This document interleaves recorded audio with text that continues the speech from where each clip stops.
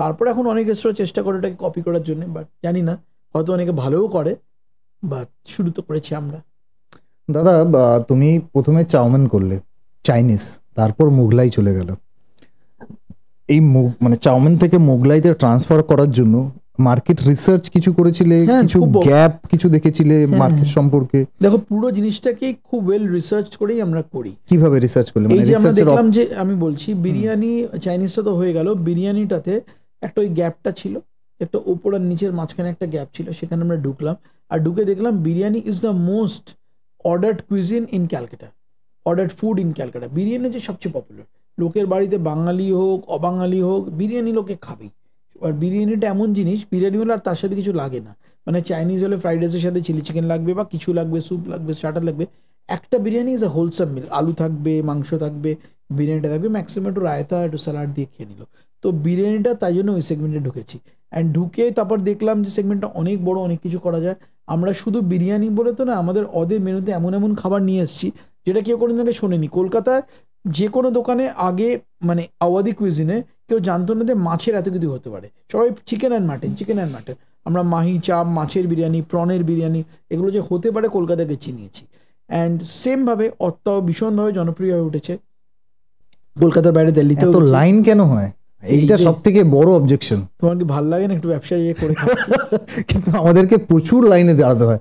মানে আমার মনে আছে আমি তখন সেক্টর 5 এ কোথাও কাজ করছি। জানবে যতদিন লাইন আছে ততদিন মানে আমরা আছি, যতদিন লাইন যেদিন থাকবে না সেদিন আমরাও নেই। সেক্টর 5 এ কাজ করি, কোনো একটা অকেশন, আই থিঙ্ক পয়লা বৈশাখ এরকম টাইপেই, তো বিরিয়ানি খাবো, সিটি সেন্টার 1 এর সামনে খুলেছে, যাই।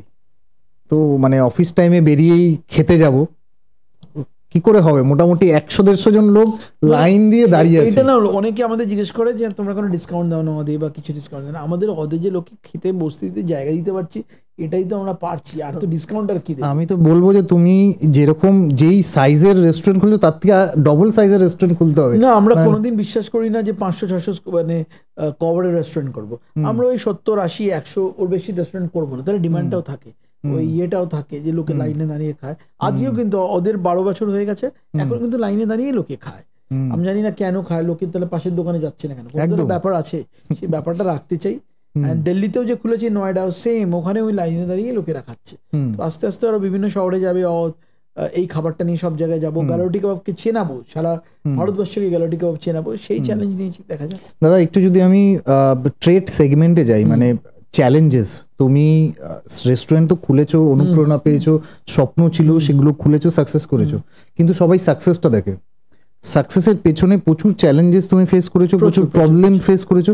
তুমি যদি কিছু প্রবলেম বলো, যারা নতুন এন্টারপ্রেনিয়র হবে, যারা স্টার্ট আপ করবে ভাবছে, ফুড নিয়ে কিছু ভাবছে, তাদের জন্য যদি তুমি কিছু বলো যে কি কি প্রবলেম ওয়েস্ট বেঙ্গলে, কি প্রবলেম রয়েছে, ওয়েস্ট বেঙ্গলের বাইরে যদি। দেখো, আমি ওয়েস্ট বেঙ্গল বা অন্য স্টেটের প্রবলেম নিয়ে বলছি না, আমার তো ব্যবসা ওয়েস্ট বেঙ্গলে আছে, কর্ণাটকায় আছে, তেলেঙ্গানায় আছে, দিল্লি এনসিআর হরিয়ানাতে আছে, গুরগাঁও আছে, ইউপিতে আছে, সেগুলো আমি সেগুলোতে যাচ্ছি না। আমি জেনারেল ট্রেডের প্রবলেম বলছি।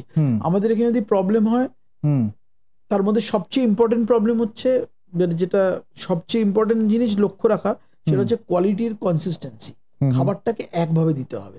এই নয় যে আমাদের কমপ্লেন আসে না, এই নয় যে আমাদের খাবার মাঝে মাঝে ওপর নিচ করে না, এগুলো সব তো হিউম্যানলি মেড, কোনো ফ্যাক্টরিতে তৈরি হচ্ছে না। তুমি বানাচ্ছ, আমি বানাচ্ছি, একদিন হাতে একটু বেশি নুন হতেই পারে, বাট সেটা একটু আধটু, সেটা যেন জেনারেলি অনেকটা না হয়, সেটা হচ্ছে একটা দেখার। আর সেকেন্ড কথা হচ্ছে ম্যান পাওয়ার রিটেনশন।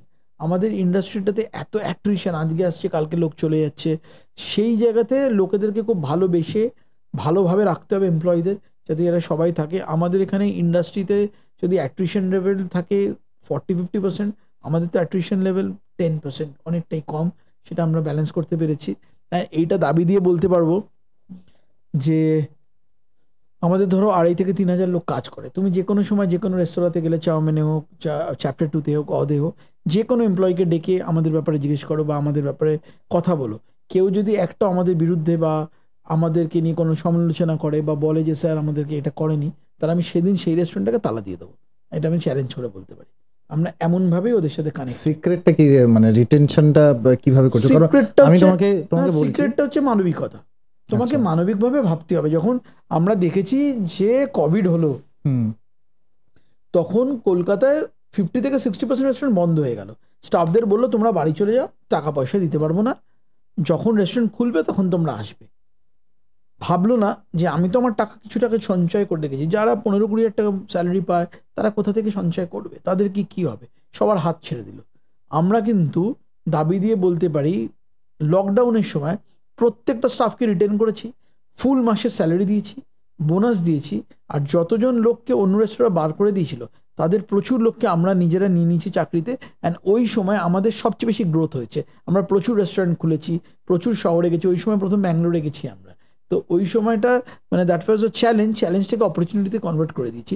ওই একটা জিনিসই ভেবে যে আজকে হয়তো আমাদের একটু লাভটা কম হচ্ছে, সেলটা কম হচ্ছে, কিন্তু পরবর্তীকালে ডেফিনেটলি এরা আমাদের অ্যাসেট। লোকেরা বোঝে যে বাড়ি গাড়ি টাকা হচ্ছে অ্যাসেট, অ্যাবসলিউটলি নট। যদি অ্যাসেট বলে সেটা হচ্ছে টিম। যদি তোমার টিম ঠিক থাকে তুমি সব খেলা খেলে বেরিয়ে যেতে পারে, আর যদি তোমার টিম কমজোর থাকে তুমি যত বড়ই খেলোয়াড় হও একা কোনো দিন খেলা যেতে চায় না। সেটা আমি মানবিকতার দিক থেকে আমি আমাদের প্রত্যেকটা এমপ্লয়িকে মনে প্রাণে ভীষণ ভালোবাসি, ওরাও আমায় ভালোবাসে। অ্যান্ড আমি বললাম না, যদি কোনো দিন গিয়ে আমার ব্যাপারে জিজ্ঞেস করো বা আমাকে ওদের ব্যাপারে জিজ্ঞেস করো, আমি একটাই জিনিস বলবো যে দে আর মাই এক্সটেন্ডেড ফ্যামিলি। এটা বলার জন্য না, অনেক ওদের মঞ্চে দাঁড়িয়ে কথা বলে মাইক নিয়ে আমার এমপ্লয়ীদের আমার এক্সটেন্ডেড ফ্যামিলি, আমার অ্যাকচুয়ালি এমপ্লয়ির আমার এক্সটেন্ডেড ফ্যামিলি। মানে আমি ওদের সাথে যেভাবে আনন্দ করি, ওদের সাথে মিশে যাই, সেভাবে তো আমার বাড়ির লোকের সাথেও মিশি না।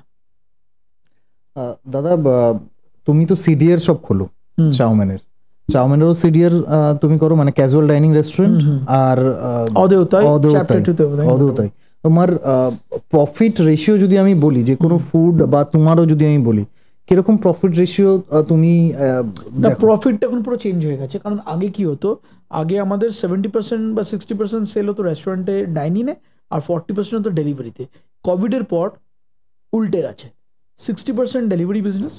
ডেলিভারিটা কি জোম্যাটো সুইগি বলছো নাকি না নিজে? সবকিছু মিলিয়ে পুরো ডেলিভারি সিস্টেমটা 60 to 70%, 30% ডাইনিং। তো সেখানে কি হচ্ছে, 60-70% যে ডেলিভারিটা হচ্ছে সেখানে প্রচুর সেল বেড়ে গেছে, কিন্তু আমাদের প্রচুর কমিশনও দিতে হচ্ছে, আমাদের কস্ট বেড়ে গেছে। তো ওখানে প্রফিটেবিলিটিটা অনেকটা কমে গেছে। তো যেইটুকু প্রফিটেবিলিটি থাকে সেটা হচ্ছে টেবিলে, সেটা দিয়ে পুরোটা মেকআপ করতে হয়। অ্যান্ড সে অর্থে বলতে গেলে ডেফিনেটলি আমাদের পার্সেন্টেজ অফ প্রফিট অনেকটাই কমে গেছে, প্রায় হাফ হয়ে গেছে। কিন্তু যেহেতু ভলিউমে আমরা করছি, আর আজকে আমি এইসব ভাবছি না, নেক্সট 5 বছর বাদে দেখা যাবে কে কোথায় থাকে, কিরম পপুলারিটিতে থাকে, কোনো 100-150 রেস্টুরেন্ট হয়ে যাবে। ইটস লাইক এন ইন্ডাস্ট্রি, তখন তো দেখা যাবে আসল খেলাটা।